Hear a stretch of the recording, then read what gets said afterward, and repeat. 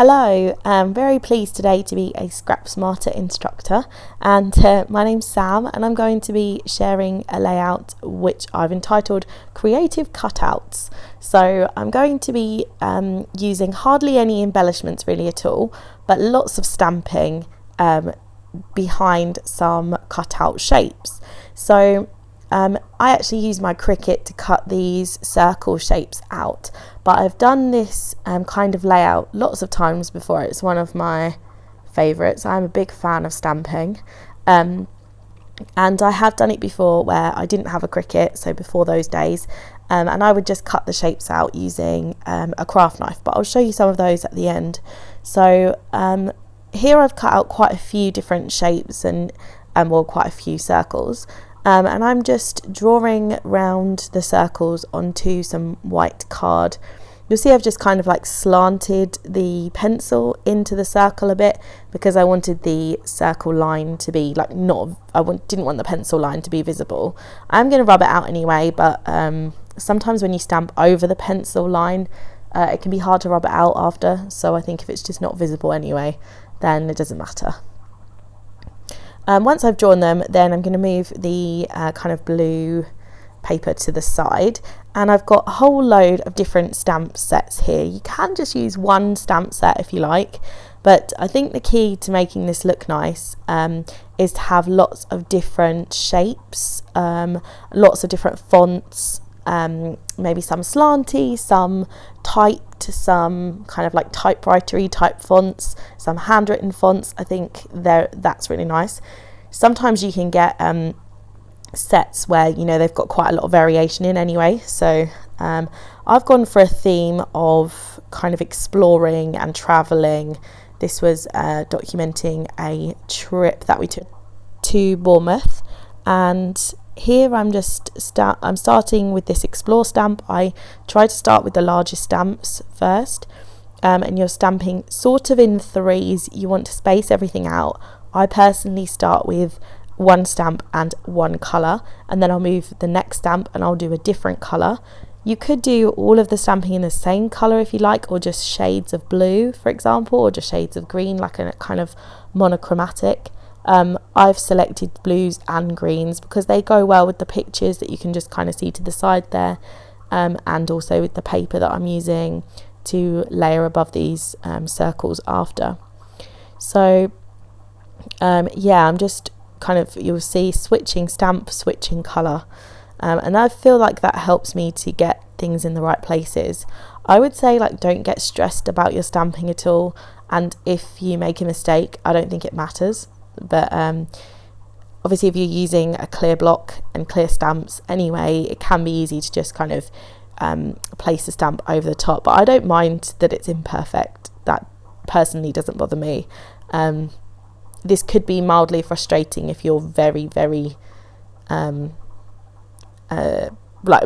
quite a perfectionist. Maybe it could be annoying, but what I've done with the stamping here is I have kept the stamping straight for these words, but you could slant them on a diagonal, so I've done that before in a couple of other layouts that I'll show you as well at the end, so you can kind of change the direction.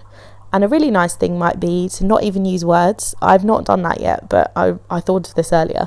It might be really nice to just stamp patterns behind, so it's almost like you're making your own pattern paper, because I suppose that is essentially what's happening here.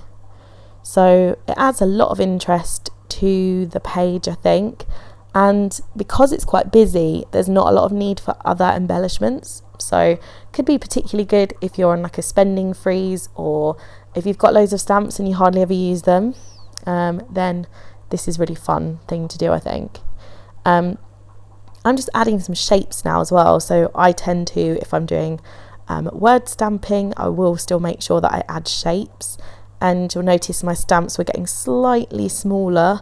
Obviously these ones are a bit bigger, but then I start filling gaps in with these shaped stamps, and I'm going to do a tiny little kind of star shape, like an asterisk shape, and then start filling in. I do kind of cut ahead a little bit in a second, but you can see those little asterisks, they're just filling lots of little gaps and lots of little holes, and then I had a few holes left, and I had this compass stamp, so I just stamped a few of those in there, and I stamped some tiny little words like hike and beach in the gaps as well.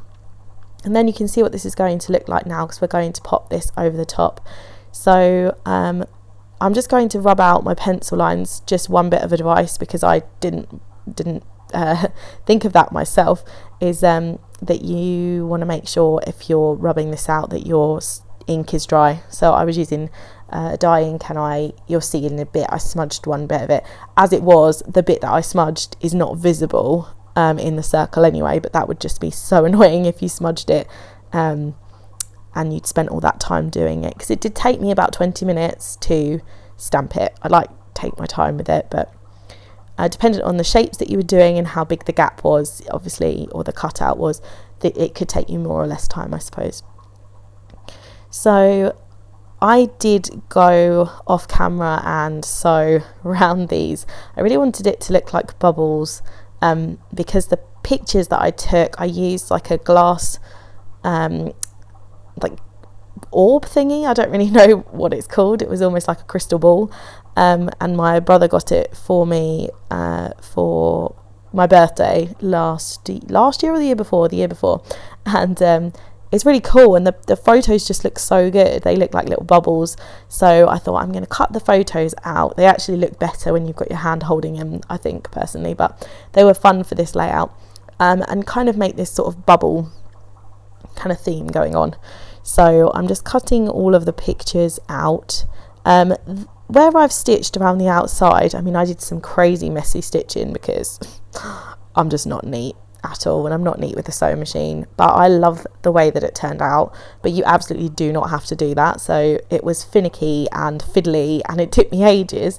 You could hand stitch around the outside if you wanted to. Again, that will probably take you quite a bit of time. I've done that in the past.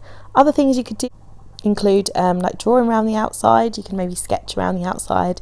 I've drawn stitch marks around the outside of them before, and I've just left them plain without anything going around the edges.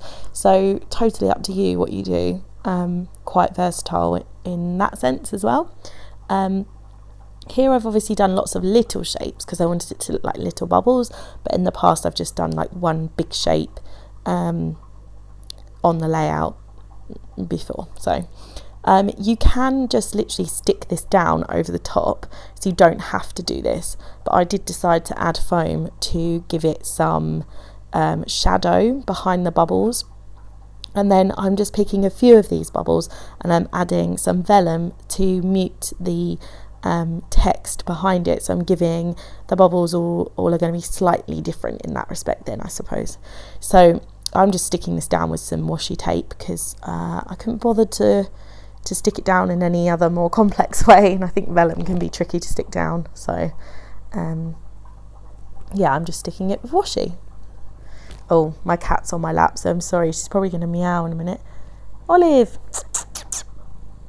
are you purring? Oh, she's so cute. Sorry, sidetracked. By the cat, always by the cat. Oh, she's so cute though. Right, anyway, so I've just stuck some vellum down and keep going with the vellum here. Again, not necessary, depends on what kind of look you're going for.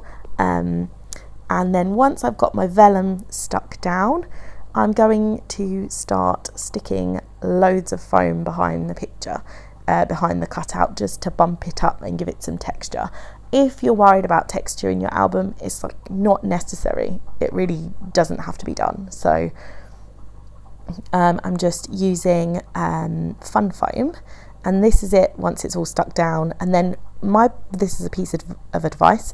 I would use a wet glue to then put on top of the foam. So I actually use double-sided sticky tape to stick the foam to the cutout, and then I use the wet glue on top of the foam to then stick it to the background. That gives you a little bit of wiggle room, because I find that the double-sided tape sticks so quickly and then you can't move it, and if you're trying to line the cutout on top of these on top of the stamping, then it can be really annoying if you don't have a little bit of wiggle room. So here it means I can just kind of push it into the right place and make sure it's neat on the edges. Yeah, so use some PVA or something like that, would be my advice. And then I'm just going to stick my, what are they called? Photos, that's the word. Going to stick my photos down, and then I've got this little title there that's a text font, and I cannot for the life of me remember what collection that's from, but I like the pre-made titles like that. I think they make life easier and they look nice. So just sticking it down. Yeah, you could just use one photo. Obviously for this one where I wanted it to look bubbly, there's loads of photos, but one is fine. Then I'm going to add some small embellishments. So I'm not going to add much on the embellishment front, but I thought I would add some of these little puffy hearts that came in the same set that I got the title from. So I'm just sticking those down, and I'm also going to add here some puffy round stickers.